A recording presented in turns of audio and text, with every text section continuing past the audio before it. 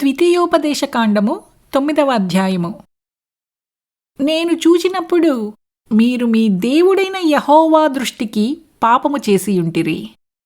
పోతదూడను చేయించుకొని యెహోవా మీకాజ్ఞాపించిన త్రోవ నుండి త్వరగా తొలగిపోయియుంటిరి.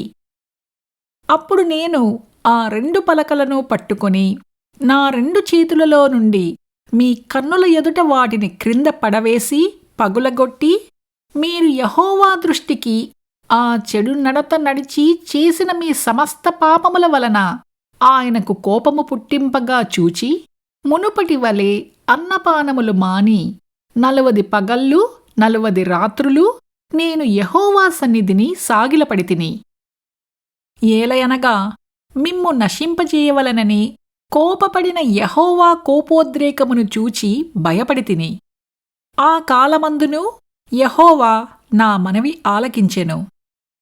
మరియు యెహోవా అహరోనును నశింపచేయుటకు అతని మీద బహుగా కోపపడగా, నేను అహరోనుకై అప్పుడే బ్రతిమాలుకొంటిని.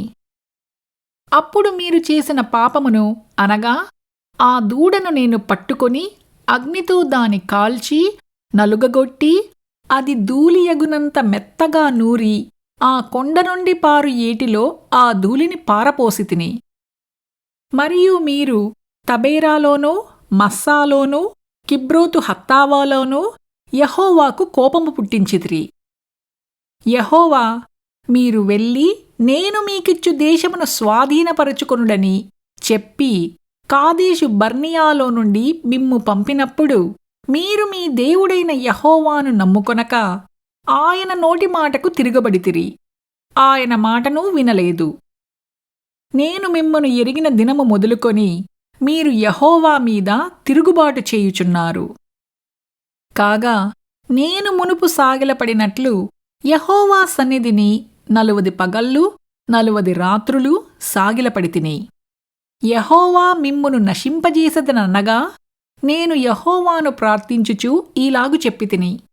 ప్రభువా యెహోవా, నీవు నీ మహిమ వలన విమోచించి బాహుబలము వలన ఐగుప్తులో నుండి రప్పించిన నీ స్వాస్థ్యమైన జనమును నశింపజేయకుము.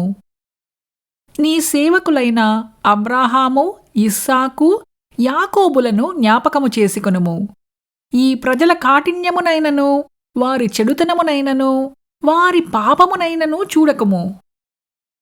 ఏలయనగా నీవు ఏ దేశములో నుండి మమ్ము రప్పించితివో ఆ దేశస్థులు యెహోవా తాను వారితో చెప్పిన దేశములోనికి వారిని చేర్చలేకపోవుట వలనను వారిని ద్వేషించుట వలనను అరణ్యములో వారిని చంపుటకు వారిని రప్పించినని చెప్పుకుందురేమో.